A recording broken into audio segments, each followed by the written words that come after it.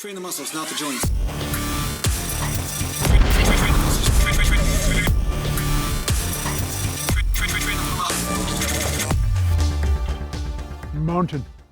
Mountain.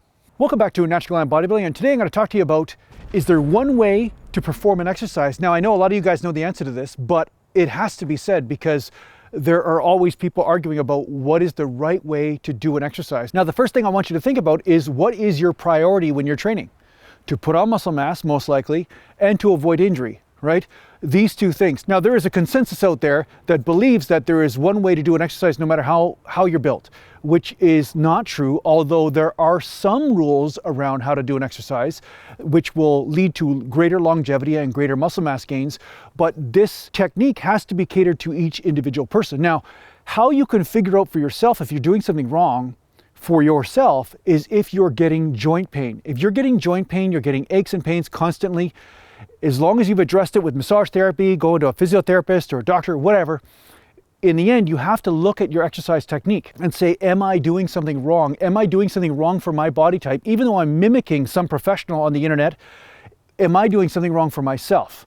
Now, I learned this at an early age when I was squatting. When I was squatting, I was getting a lot of lower back pain when I was 18, 19 years old. But at the same time, I kept on squatting anyway, the same way, thinking, okay, everything's fine. I must be doing something right. There's just something wrong with me. And when I went to a doctor about my back issue, he just, like a typical doctor said, oh, we can't do surgery. But yeah, here's some anti-inflammatories. That's what you should do. And I knew that that wasn't the solution because anti-inflammatories are just a mess and they cause lots of problems with the digestive system and the rest of it. So I was like, okay, I guess I'm on my own with this problem. What is going on with my lower back? And the fact is that what I was doing was something wrong in my technique on my back training day, which was contributing to my back pain during squats. And it was only until I adjusted my technique with bent over rows that I started to feel great when I was doing squats. So this is something you have to understand, is that just because somebody can get away with a technique which is arguably right or wrong, depending on the person, it doesn't mean that that exact technique applies to you. So in this case, I was doing something that was absolutely wrong. I was rounding my back like Arnold Schwarzenegger doing a bent over row, because I'd see him on the seated row always rounding his back to get that extra stretch in the lats, and I was getting an extra stretch in the lats when I was rounding that back, but at the same time my lower back was getting a beating from it. So every time I'd go to squat, then my lower back would flare up. So what I learned from this was that there are certain techniques that are right, and then there are techniques also that are right for you.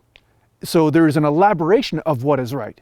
So a lot of times people come on this channel, they say, Jason, I'm bench pressing, I'm touching the chest, or I'm doing partial reps, or I'm shoulder pressing, and I have the right grip, medium grip, but I'm getting shoulder pain, or I'm getting neck pain, or something like that.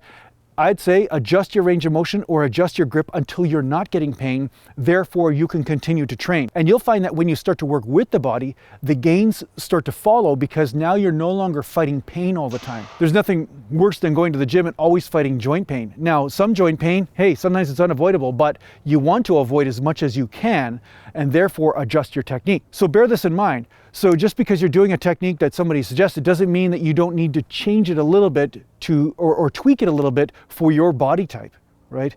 So a lot of times, like in the beginning stages of my training also, it was the same thing with skull crushers. People were like, yeah, skull crushers, great. You just bring that down, you bring the bar down to the nose and up, and it should be fine. Well, I broke this elbow when I was 9 years old, and it would cause an immense amount of pain in here if I did too heavy. It'd start to flare up, I'd start to get bursitis, everything like that. And I found that when I adjusted the technique by bringing those elbows up, all of a sudden, bang, just like that, the joint pain was gone, and I was getting more tricep development from it. And I had to deviate. I had to be a bit of a revolutionary. And this is the thing, you have to be a bit of a revolutionary to find a deeper truth in how it pertains to you and how you train or how you live your life in all forms, right?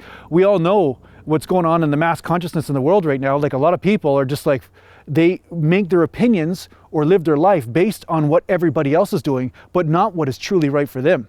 They just look at what's going to give them the most public approval instead of what works, you see?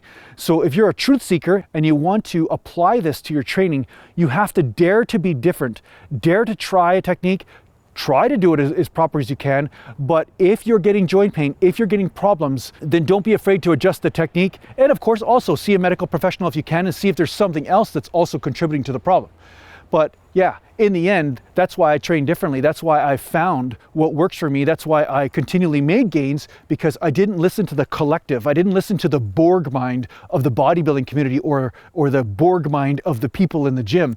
I found my own groove and got more results than most of the people in the gym because of it. I'd always get these people coming up to me and say, hey, Jason, you're not curling right. You're not curling all the way up, or you're not squatting all the way down, or they'd say you're not doing it right. Yet they had the muscular development of an ostrich, you know what I mean, on their legs. They're just like, and they were telling me how to get muscle development.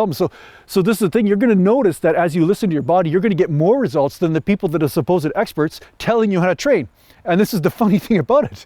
And these people are so blind, a lot of times they don't even notice that you have more gains than them, but yet they're still trying to give you advice. So anyway, I hope this helps you have courage in finding your own path, helps you have courage in finding the technique that is right for you. And don't be afraid, because if you are doing something and you're getting joint pain, it doesn't mean there's something wrong with you all the time. Sometimes it just means that technique that you're using is not necessarily appropriate for you, so you need to make adjustments. So thanks a lot for watching. If you need to get a hold of me, just go to naturalgallantbodybuilding.com. And thanks to the Patreon supporters, and take care for now. Mountain. Mountain.